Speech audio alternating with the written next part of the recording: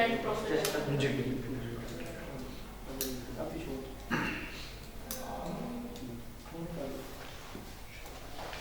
Press कर दूं।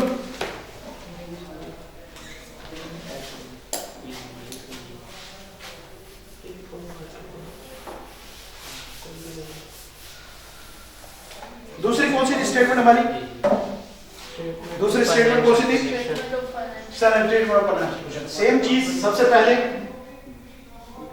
Company का नेम। दूसरी चीज क्या आएगी? टाइटल। इसका टाइटल क्या होगा? Statement of financial position. Statement of financial position.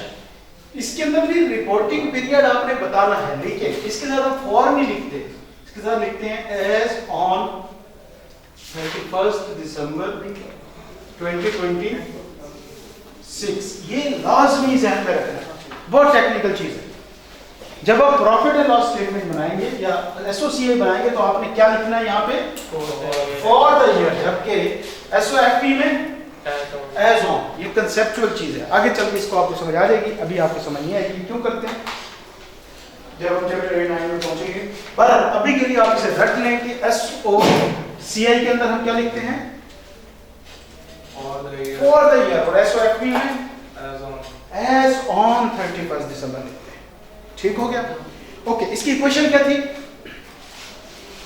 Asset equal to capital plus asset equal to capital plus liabilities. Asset कितनी तरह के थे? दो, current asset, non current asset. Capital 3 थे, इक्विटी, नेट प्रॉफिट, ड्राइंग्स। और liabilities कितनी थी? Current liability and non current liability. तो बेसिकली हमने ये सारी चीजें एक रिपोर्ट के फॉर्म में लिखी। तो स्टार्ट हम कहां से करते हैं? एसेट से। मेन हेडिंग क्या हुई हमारी? एसेट्स। उसके बाद लिखेंगे हम, अच्छा वही चीज, रुपीस 2026। सबसे पहले non current assets. Main heading, जितने भी हमारे नॉन करंट एसेट्स होंगे हम इस हेडिंग के नीचे लिखेंगे। कौन कौन से हो सकते हैं? एग्जांपल बताएं। लैंड, व्हीकल, मशीनरी वगैरह वगैरह। ठीक है, तो ये इन सब का सब। दूसरे एसेट कौन से होते हैं? Current asset. कौन कौन से हो सकते हैं? बैलेंस। हाँ जी, cash and bank balance, cash and bank, और इन्वेंट्री और रिसीवेबल, क्रेडिट कस्टमर्स। ठीक है, सर ये बैंक और कैश अलग अलग भी आ सकते हैं? अलग अलग भी आ सकते हैं, इकट्ठे भी आ सकते हैं। ठीक हो गया? हो गया। तो अब हमने कर लेने हैं total assets. Total assets A plus B. तो टोटल एसेट्स कैसे निकलेंगे? A plus B. Current asset, non current asset. ठीक हो गया? यस। तो इसको हम क्या देते हैं? सी। टोटल एसेट निकल आ गए। अब हमने क्या निकालना है? कैपिटल। अगली हेडिंग कैपिटल। कैपिटल में क्या कुछ आता है? इक्विटी, नेट प्रॉफिट और ड्राइंग्स।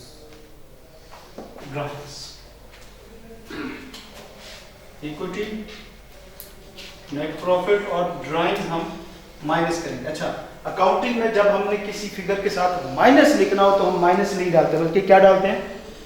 ब्रैकेट्स यूज करते हैं। ये आपने ध्यान में रखना है। कभी भी माइनस का वर्ड हमारी अकाउंटेंट की मैथमेटिशियन के साथ इट कुत्ते का बैर है। हम सारी अपनी टर्म यूज करते हैं, हम उनकी कोई भी चीज यूज नहीं करते, यहाँ तक कि हम प्लस माइनस भी यूज नहीं करते। आगे बताऊंगा कि हम उनकी जगह पे क्या यूज करते हैं। तो आपने भी हमेशा जो नेगेटिव में फिगर लिखनी है उसे कैसे लिखना है, ब्रैकेट में, वरना अकाउंटिंग मैथ वालों का टिक ये होता है, हमारा टिक ये होता है उल्टा। बस ये आगे आपको जाके पता चलेगा कि हम अकाउंटेंट अपना जो टिक होता है ना वेरीफाई का, उसको भी उल्टा लिखते हैं इस तरीके से, तो हमारा ये टिक भी नहीं होता। अच्छा जी, कैपिटल टोटल निकल आया,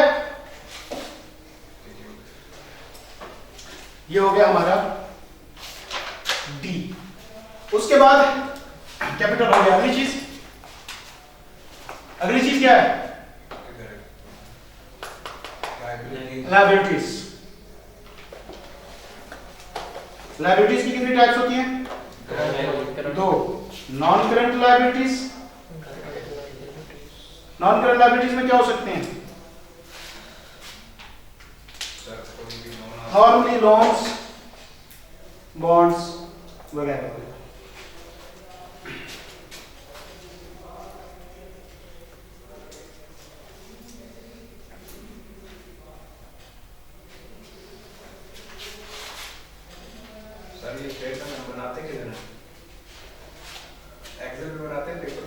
पेपर उधर तो एक्सेल में बनाएंगे ना, विज्ञान से तो एक्सेल में बनाएंगे, इधर पेपर में बनाएंगे।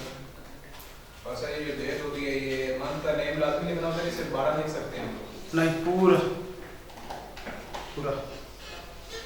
अच्छा जी, ये हो गया, ये ई हो गया।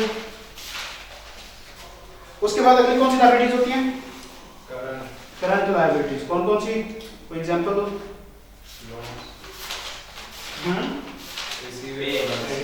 पेबल्स, रिसीवेबल तो एसेट्स होते हैं, पेबल्स। उसके अलावा accrued expenses, short term loan वगैरह वगैरह।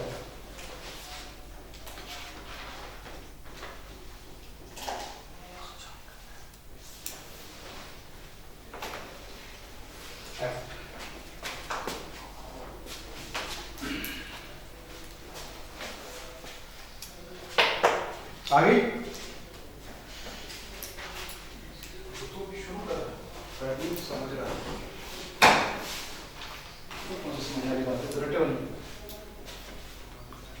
सर। ये जो अब हमारी एसओसी है, इसके अंदर हमने कॉस्ट ऑफ सेल्स लिखी है, इसके अंदर डायरेक्ट परचेजेस आती है, ये परचेज के जो फॉर्मूला होता है कॉस्ट ऑफ सेल निकालने का, सिर्फ परचेजेस नहीं आती, और भी डायरेक्ट खर्चे होते हैं।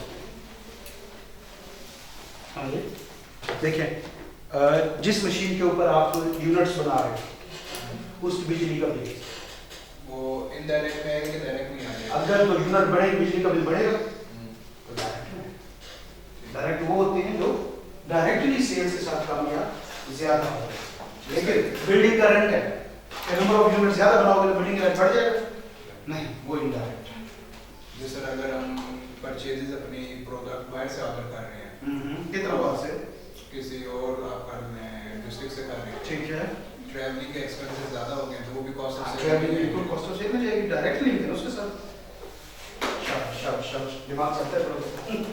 अच्छा जी, लायबिलिटीज निकल आई। अब हमें क्या चाहिए, टोटल लायबिलिटीज।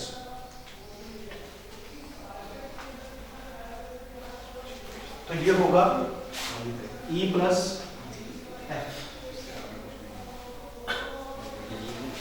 तो टोटल लायबिलिटीज निकल आई।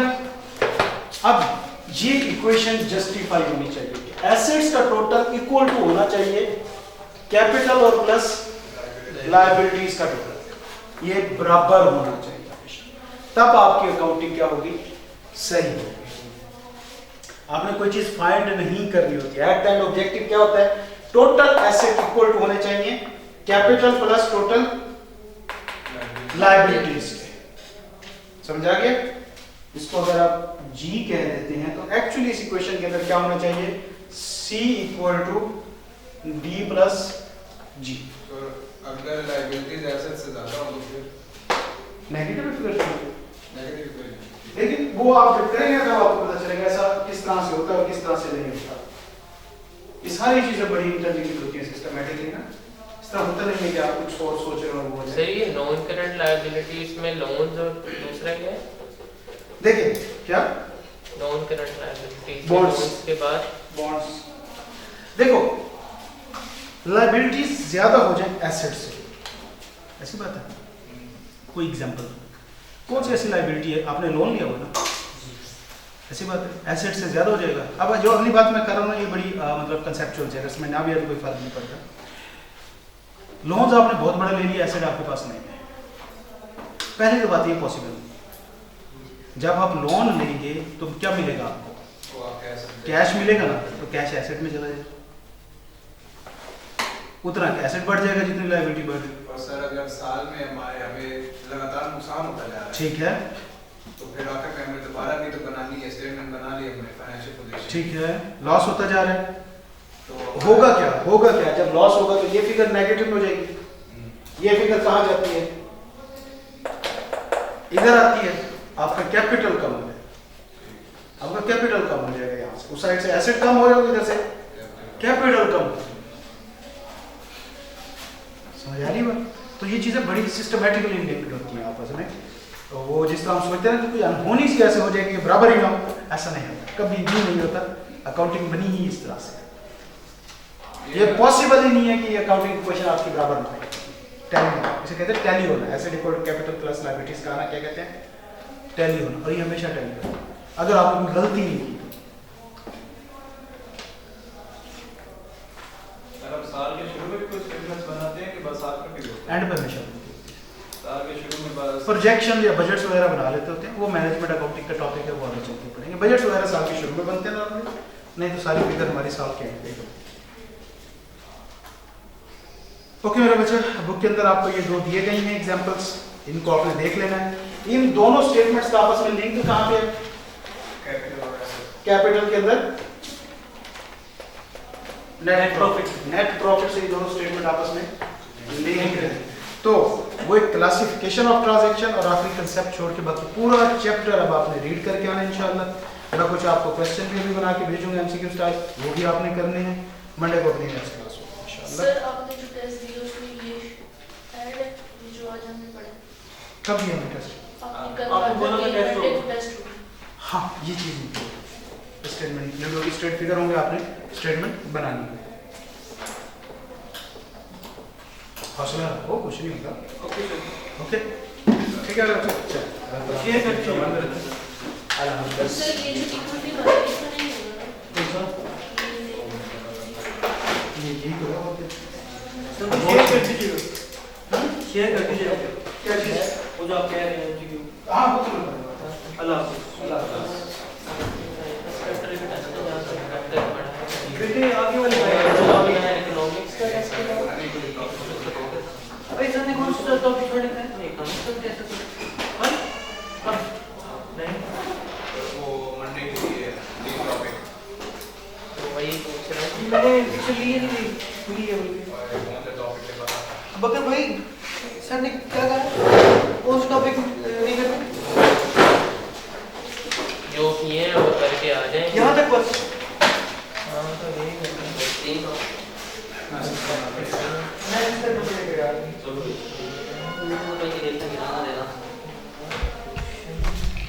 बात करते ही होते हैं ये कार्रवाई दिखाओ।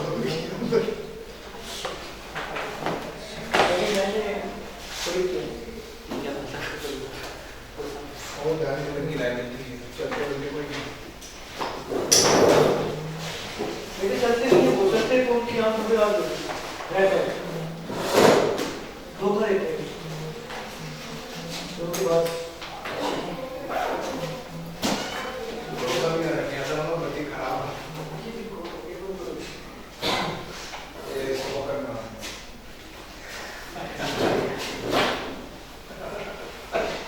इकोनॉमिक्स का है क्या? इकोनॉमिक्स नहीं है आज,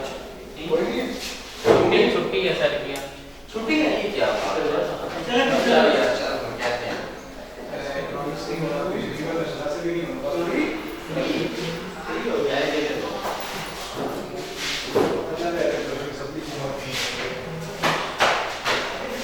इसके बाद वो